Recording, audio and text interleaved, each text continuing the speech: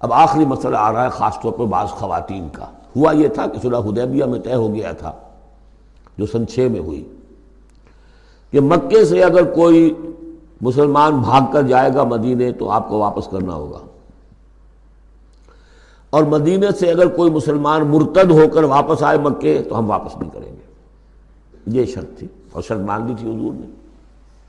اس کے بعد معاملہ پیش آ گیا چند خواتین کا۔ اب ظاہر بات ہے کہ اب خواتین جو ہے ان میں سے کوئی مدینے آ گئی، مطالبہ ہوا ان کا واپس کریں، جو مسلمان تھی ایمان لے آئی تھی۔ حضور نے فرمایا نہیں، وہ مردوں پر بحث تھی، ساری گفتگو جو ہوئی تھی وہ رجال سے متعلق تھی، نساء کی نہیں، لہذا ان کو واپس نہیں کیا جائے گا، اور نہیں کیا گیا۔ لیکن یہ کہ اب جو وہاں سے خواتین آ رہی ہیں، کہہ رہی ہیں کہ ہم تو صاحب ایمان ہیں، اس لیے ہم ہجرت کر کے مکے سے آ گئی ہیں یہاں۔ اندیشہ یہ تھا کہ ان میں کہیں جاسوس نہ آ رہے ہوں، مکے والے جو ہیں ان کے ذریعے سے کچھ اسکینڈلائز نہ کریں ہماری سوسائٹی کو، کچھ کہہ نہیں سکتے، لہذا ان کا معاملہ کیا کیا جائے۔ پھر یہ کہ ان کے شوہر تو وہاں ہیں، شادی تو وہاں ہوئی ہوئی ہے ان کی، تو آیا یہ اب یہاں مسلمانوں کے لیے حلال ہے اس درجے میں کہ وہ ان سے نکاح کر سکیں، یا وہ رشتہ برقرار رہے گا؟ کافر جو ہے ان کی بیویاں یہ مسلمان ہو گئی، یہ آ گئیں۔ تو یہ مسائل تھے خواتین کے کہ جن کو اس رکوع میں سورہ ممتحنہ کے اور آخر میں پھر خواتین کی بیعت کا تذکرہ ہے اس میں۔ اور یہ میں سمجھتا ہوں کہ اللہ تعالیٰ کی طرف سے کمپنسیشن ہوتی ہے۔ جیسا کہ میں نے بتایا تھا کہ باپ اور ماں میں فرق یہ رکھا گیا، قانونی طور پر باپ کا پلڑا بھاری ہے، باپ طلاق دے سکتا ہے ماں کو، ماں تو خلا ہی لے سکتی ہے، طلاق دے نہیں سکتی، اور اگر طلاق ہو جائے گی تو اولاد باپ کی شمار ہوگی، ماں کی نہیں، یہ قرآن کا قانون ہے۔ لیکن دوسری طرف ماں کی خدمت 3 درجے زیادہ ضروری ہے باپ سے، خدمت میں 3 درجے فائق رکھ دیا ماں کو، اور کہا کہ جنت اس کے قدموں تلے ہے۔ تو کمپنسیشن ہوتی ہے، کسی ایک جگہ پر کمی ہے تو دوسری جگہ اس کو، اسی کا نام بیلنس ہے۔ یہ ترازو کے یہ دونوں جو ہیں، اگر بازو جو ہیں یہ برابر ہے تو ایک سیر ادھر ڈالیں گے ایک سیر ادھر ڈالیں گے، ترازو کی ڈنڈی سیدھی رہے گی۔ ایک چھوٹا ہے ایک بڑا ہے تو چھوٹے میں اب زیادہ ڈالنا پڑے گا اور بڑے میں کم، تب وہ تو یہ بیلنس تو تب ہوگا کہ وہ جو کمی ہے اس کو پیش نظر رکھیں۔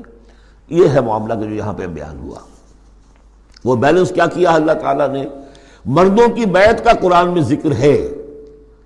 اس کا متن قرآن میں کہیں نہیں ہے۔ بیعت عقبہ اولیٰ کا کیا متن تھا، بیعت عقبہ ثانیہ کا متن کیا تھا، کیا بیعت لی تھی، کیا الفاظ تھے، بیعت رضوان کے موقع پہ کیا جو الفاظ کا تھے، کہیں نہیں، قرآن میں نہیں، احادیث میں مل جائیں گے۔ خواتین کی بیعت کو یہ فضیلت دے دی کہ اس کا پورا متن بھی قرآن مجید میں موجود ہے۔ فرمایا عسى اللہ ان یجعل بینکم وبین الذین عادیتم منہم مودہ، ہو سکتا ہے مسلمانوں کہ جو تمہارے اور جن کے مابین دشمنی پڑ گئی ہے، اللہ تعالیٰ تمہارے مابین پھر دوستی پیدا کر دے۔ کیسے پیدا کر دے؟ وہ ایمان لے آئے، فاخوانکم فی الدین۔ اور کوئی زیادہ دور تو نہیں تھا مرحلہ۔ فتح مکہ کے بعد سن 9 میں وہ آیات آئیں کہ 4 مہینے کی یہ مہلت ہے، اس میں ایمان نہیں لاؤ گے تو گردنیں اڑا دی جائیں گی، سب کے سب لوگ ایمان لے آئے، تو اب ہو گئے بھائی اخوانکم فی الدین۔ عسى اللہ ان یجعل بینکم وبین الذین عادیتم منہم مودۃ واللہ قدیر واللہ غفور رحیم، اللہ ہر شے پر قادر ہے اور غفور ہے اور رحیم ہے۔ لا ینہاکم اللہ عن الذین لم یقاتلوکم،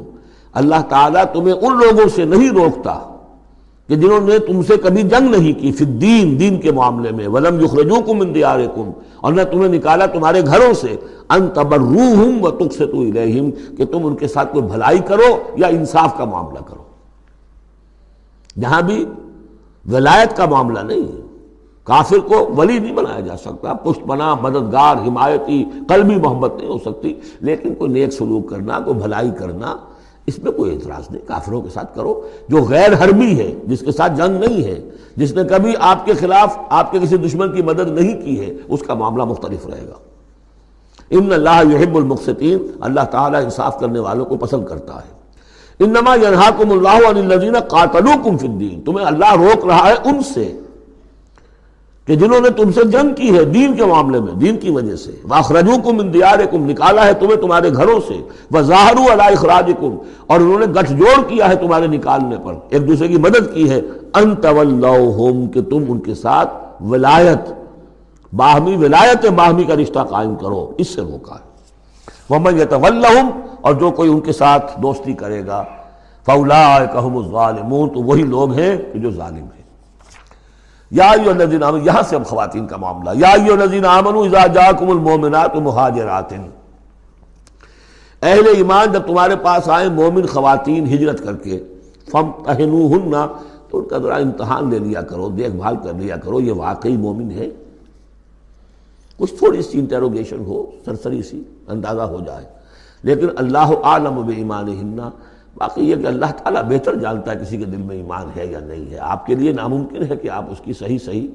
تفتیش کر سکیں، تاہم پھر بھی کسی درجے میں ایک احتیاطی تدبیر اختیار کرو کہ دیکھ لیا کرو کہ وہ واقعتاً ایمان والی ہے۔ فَإِنْ عَلِمْتُمُوهُنَّ مُؤْمِنَاتٍ، پھر اگر تم دیکھو کہ وہ مومن ہے، واقعتاً مومن ہے، فَلَا تَرْجِعُوهُنَّ إِلَى الْكُفَّارِ، تو اب انہیں لوٹاؤ نہیں کفار کی طرف، لَا هُنَّ حِلٌّ لَهُمْ، نہ وہ اب ان کافروں کے لیے حلال رہی ہیں، ولا ہم یحلون لہن، نہ وہ ان کے لیے حلال ہے۔ وآتوہم ما انفقوا، جو کچھ انہوں نے خرچ کیا تھا، مہر دیا تھا، وہ لوٹا دو، یہاں سے دے دو، بھجوا دو۔ فلاں کافر، اس کی بیوی مسلمان ہو گئی، یہاں آ گئی ہے، اب یہاں تعلق ازدواج ختم ہوا، جو مہر تم نے دیا تھا وہ واپس کر رہے ہیں۔ دیکھیے یہ ہے عدل و انصاف، جیسے کہ حضرت خالد بن ولید نے ایک موقع پر، جبکہ شام کے محاذ پر ذرا پیچھے ہٹنا پڑا، غالباً ابو عبیدہ کا معاملہ تھا رضی اللہ تعالیٰ عنہما، تو ایک شہر جس سے کہ جزیہ لے لیا گیا تھا، پھر چونکہ وہاں سے پسپائی جو ہے ٹیکٹیکل موو کے طور پر وہاں سے پیچھے ہٹنا پڑا، تو وہ سارا جزیہ واپس کر دیا۔ ہم جا رہے ہیں، اب آپ لوگوں کی حفاظت کا ذمہ ہم نہیں لے سکتے، ذمہ کا مطلب ہے ہمیں آپ کی حفاظت کی ذمہ داری پوری کرنی تھی، نہیں کر سکتے، یہ رقم واپس۔ اور دھاڑے مار مار کر وہ روئے کہ یہ لوگ فرشتہ لوگ یہ جا رہے ہیں ہمیں چھوڑ کر۔ تو یہاں بھی کہا جا رہا ہے کہ وہ کافر ہیں، لیکن یہ کہ ان کے جو انہوں نے مہر وغیرہ دیا ہوا ان مسلمان عورتوں کا واپس کر لوٹا دو۔ ولا جناح علیکم ان تنکحوہن اذا آتیتموہن اجورہن، اور اے مسلمانوں تم پر کوئی حرج نہیں ہے، کوئی گناہ نہیں ہے کہ تم اب ان خواتین سے نکاح کر لو جبکہ تم انہیں ان کے مہر ادا کر دو۔ ولا تمسکوا بعصم الکوافر، اور اگر تمہاری بیویاں وہاں ہیں، کوئی رہ گئی ہیں ابھی کفر پہ ہیں، تو تم بھی ان کے ناموس کو اپنے قبضے میں نہ رکھو، یعنی انہیں طلاق دے دو، انہیں فارغ کر دو کہ ہمارا تم سے کوئی تعلق نہیں۔ وَاسْأَلُوا مَا أَنفَقْتُمْ، اور ان سے مانگ لو جو بھی تم نے ان کو دیا تھا مہر کے طور پر، جب ہمارے اور تمہارے درمیان وہ رشتہ ختم ہوا میرا مہر واپس کرو۔ وَلْيَسْأَلُوا مَا أَنفَقُوا، جو انہوں نے خرچ کیا تھا وہ مانگ لیں، جو یہاں مسلمان عورتیں آ گئی ہیں ان کا مہر لوٹا دیا جائے۔ ذالکم حکم اللہ یحکم بینکم، یہ اللہ کا حکم ہے اور اللہ تمہارے مابین فیصلہ کر رہا ہے۔ واللہ علیم الحکیم، اللہ سب کچھ جاننے والا ہے، کمال حکمت والا۔ وَإِنْ فَاتَكُمْ شَيْءٌ مِّنْ أَزْوَاجِكُمْ، اور اگر کوئی چیز جاتی رہے تمہارے ہاتھ سے تمہاری بیویوں کے معاملے میں، یعنی مسلمان مرد ہجرت کر کے آ گیا، بیوی اس کی وہاں پر ہے اور وہ کافرہ ہے، مشرکہ ہے، اور اس سے وہ کہتا ہے میرا مہر واپس کرو، وہ نہیں کرتی، وہ مہر واپس نہیں کر رہی، اسے یہاں پہ نکاح کرنے کے لیے مہر ادا کرنا پڑے گا، اس کے پاس پیسے نہیں۔ اس مسئلے کا حل بتایا۔ وَإِنْ فَاتَكُمْ شَيْءٌ مِّنْ أَزْوَاجِكُمْ، تمہارے کچھ لوگوں کی طرف سے اگر انہیں یہ نقصان پہنچ جائے کہ انہیں وہ مہر واپس نہ ملے، فَعَاقَبْتُمْ إِلَى الْكُفَّارِ، یہ کفار کے ہاں رہ گیا، وہ نہیں دے رہے تم مہر، فَعَاقَبْتُمْ، پھر اگر کہیں تمہارا ہاتھ پڑ جائے، کہیں کسی جگہ تمہیں فتح مل جائے، کہیں سے تمہیں مال غنیمت یا مال فہ ہاتھ آ جائے، فَآتُوا الَّذِينَ ذَهَبَتْ أَزْوَاجُهُمْ، تو ان لوگوں کو کچھ دے دلا دو کہ جن کی بیویاں جاتی رہیں اس کفر اور اسلام کی وجہ سے، رشتہ جو کٹ گیا ہے، تاکہ اب وہ اپنی اس رقم سے جو انہیں دی جا رہی ہے وہ یہاں نکاح کر سکیں، اور جو خواتین وہاں سے آ رہی ہیں جن کا کہ حکم دے دیا گیا کہ یہاں سے ان کے مہر واپس کر دو، تو اب ان سے وہ نکاح کریں گے تو مہر دیں گے تو تب ہوگا نا۔ فَآتُوا الَّذِينَ ذَهَبَتْ أَزْوَاجُهُمْ مِثْلَ مَا أَنفَقُوا وَاتَّقُوا اللَّهَ الَّذِي أَنتُم بِهِ مُؤْمِنُونَ، اور اس اللہ کا تقوی اختیار کرو جس پر کہ تمہارا ایمان ہے۔ یا ایھا النبی، اے نبی صلی اللہ علیہ وسلم، اذا جاءک المؤمنات یبایعنک، جب آپ کے پاس آئیں مومن خواتین آپ سے بیعت کرتی ہوئی، الا اللہ یشرکن باللہ شیئا، پہلی شرط یہ ہے کہ وہ عہد کریں کہ وہ اللہ کے ساتھ کسی شے کو شریک نہیں کریں گی، ولا یسرقنا، دوسری یہ کہ چوری نہیں کریں گی، ولا یزنینا، کوئی بدکاری نہیں کریں گی، ولا یقتلن اولادہن، اپنی اولاد کو قتل نہیں کریں گی، ولا یاتین ببہتان یفترینہ بین ایدیہن وارجلہن، اور نہ ہی وہ کوئی ایسا طوفان باندھیں گی، کوئی بہتان لگائیں گی جو ان کے ہاتھوں اور پاؤں کے مابین سے ہو، سیکسول سکینڈلز، کوئی عورت جو تہمت لگا دے کسی کے اوپر اس نے میری آبرو ریزی کی ہے یا اس نے کسی اور اعتبار سے، تو یہ چیزیں بھی نہیں، اور یہ ہوتا رہا ہے، انبیاء تک کے ساتھ ہوا ہے۔ ولا یعصینک فی معروف، اور آخری بات یہ اس بیعت کے اندر کہ جو بھی آپ بھلی بات ان سے کہیں گے اس کے اندر آپ کی نافرمانی نہیں کریں گے۔ یہ ہیں آرٹیکلز آف بیع خواتین کے لیے۔ فبایعہن، تو اے نبی ان کی بیعت قبول کر لیجئے، انہیں بیعت کر لیجئے اپنے سے، واستغفر لہن اللہ، اور ان کے ساتھ ان کے لیے اللہ تعالیٰ سے استغفار کیجئے۔ ان اللہ غفور الرحیم، یقیناً اللہ غفور الرحیم ہے۔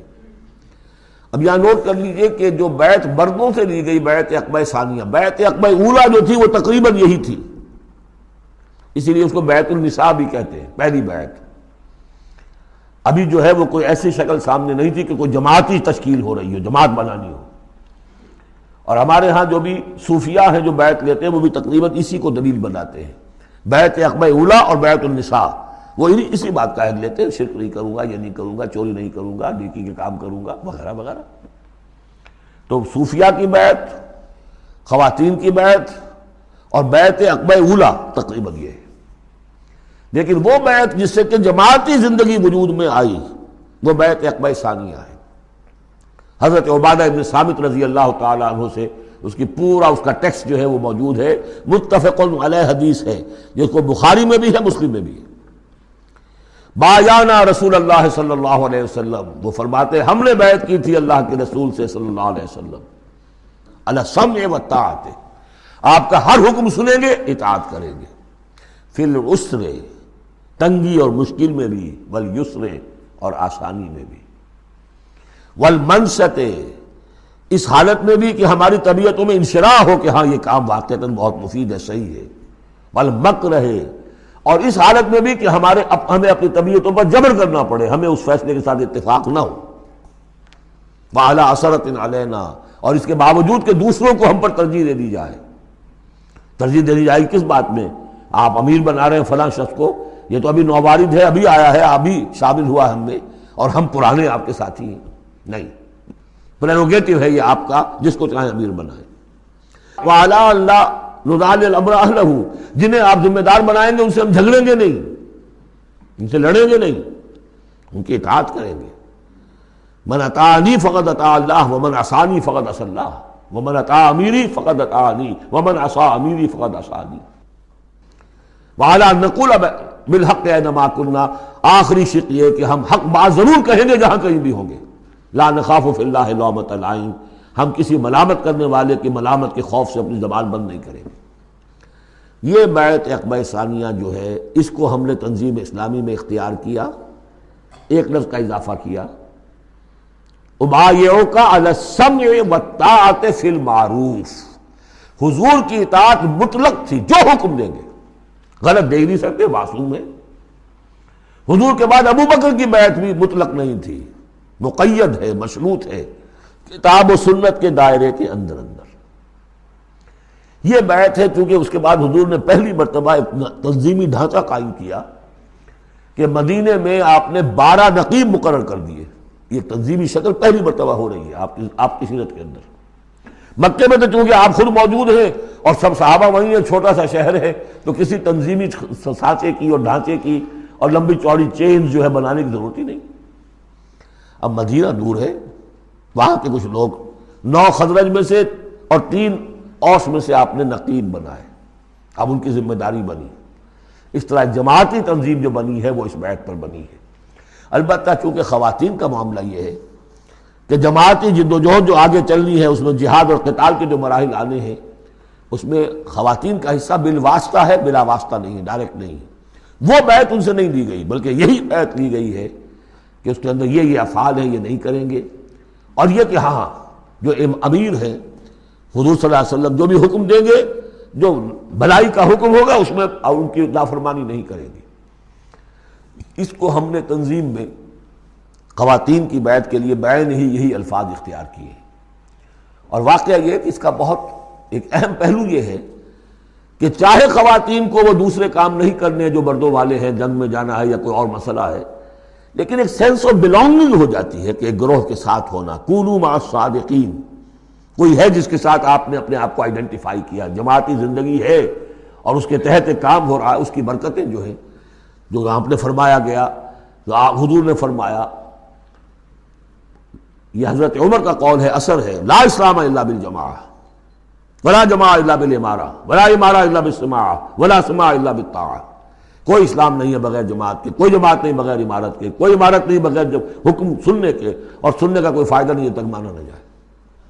حضور نے فرمایا علیکم بالجماعہ، ید اللہ علی الجماعہ، تم پر لازم ہے کہ جماعت کی شکل میں رہو، اور اللہ کی مدد اور تائید جماعت کے ساتھ ہوتی ہے۔ اور اس جماعت سازی کے لیے جو مسنون اور منسوس اور معصور بنیاد ہے وہ ہے بیعت، جس کو ہم نے چھوڑ دیا۔ دوسرے طریقے جو ہیں جماعت سازی کے، دستور ہو، دستور کے مطابق پھر قوانین ہو، بائی لاز، یہ بھی حرام نہیں ہے، یہ بھی مباح ہے، لیکن مباح ہونا اور بات ہے، اور منسوس ہونا، مسنون ہونا، معصور ہونا یہ بالکل اور بات ہے، زمین و آسمان کا فرق ہے۔ بہرحال ہم نے تنظیم اسلامی میں اس بیعت ہی کے نظام کو اختیار کیا۔ اللہ کا شکر ہے کہ جو ایک انسٹیٹیوشن اسلام کا بالکل ختم ہو گیا تھا، ڈیڈ، متروک، ہم نے اسے زندہ کیا ہے۔ آخری آیت ہے، یا ایھا الذین آمنوا لا تتولوا قوما غضب اللہ علیہم، اہل ایمان ان لوگوں کے ساتھ دوستی نہ کرو جن پر اللہ کا غضب ہے۔ جہاں سے یہ صورت شروع ہوئی تھی، اختتام پر پھر وہی بات آ گئی۔ قد یئسوا من الآخرہ، یہ آخرت سے مایوس ہو چکے ہیں، کما یئس الکفار من اصحاب القبور، جیسے کہ کفار مایوس ہو چکے ہیں اصحاب قبور میں سے۔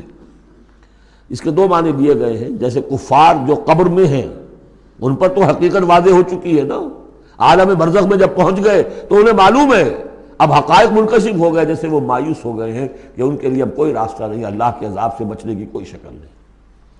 یا یہ کہ جیسے یہ کفار مایوس ہو گئے ہیں کہ جو قبر میں چلا گیا اس کا کوئی باعث بعد الموت نہیں ہے، اس کو دوبارہ اٹھا جانا نہیں ہے۔ دونوں امکانات، دونوں ترجمے کیے گئے ہیں، تو تم ان لوگوں کی طرح نہ ہو جاؤ جو مایوس ہو چکے ہیں یہ لوگ اللہ کی رحمت سے۔ یہ لوگ جو ہیں، یہ جو یہودی ہیں، اور ان کے ساتھ تمہاری دوستی درست نہیں ہے۔ بارک اللہ لی ولکم فی القرآن العظیم ونفعنی وإیاکم بالآیات وذکر الحکیم۔